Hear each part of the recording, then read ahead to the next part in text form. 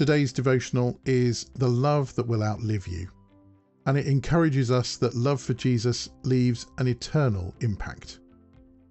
For the last time this week, we turn to Mark chapter 14 and verses 1 to 11. Jesus anointed at Bethany. It was now 2 days before Passover and the festival of unleavened bread. The leading priests and the teachers of religious law were still looking for an opportunity to capture Jesus secretly and kill him. But not during the Passover celebration, they agreed, or the people may riot. Meanwhile, Jesus was in Bethany at the home of Simon, a man who had previously had leprosy. While he was eating, a woman came in with a beautiful alabaster jar of expensive perfume made from essence of nard. She broke open the jar and poured the perfume over his head.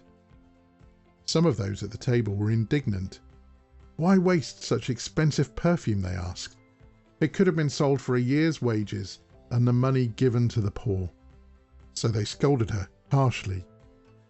But Jesus replied, "Leave her alone. Why criticize her for doing such a good thing to me? You will always have the poor among you, and you can help them whenever you want to, but you will not always have me. She has done what she could and has anointed my body for burial ahead of time.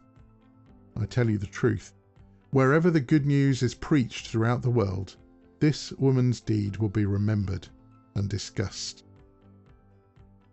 Then Judas Iscariot, one of the 12 disciples, went to the leading priests to arrange to betray Jesus to them. They were delighted when they heard why he had come, and they promised to give him money. So he began looking for an opportunity to betray Jesus. There was once an old man who planted a small oak tree in his back garden. His neighbours mocked him, saying he wouldn't live to see it grow tall. But the old man replied, "I'm not planting this for me. I'm planting it for my grandchildren to sit under its shade." Years later, after the man had passed away, his grandchildren did indeed play under the wide branches of that very tree. What kind of legacy are we leaving? Our acts of love, sacrifice, and faithfulness may seem small, but in God's hands they can have an eternal impact. The woman's act of love in this story from Mark 14 didn't just bless Jesus in the moment. What she did became part of his story. Choose to live in a way that leaves a mark for Jesus. Love deeply, serve faithfully, and give generously, knowing that nothing done for him is ever forgotten. Jesus, let my life tell a story of love for you.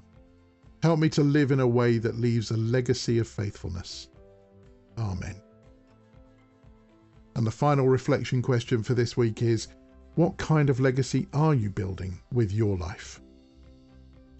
I hope to see you again soon for some more Battle Drill daily devotionals. But in the meantime, may God bless you.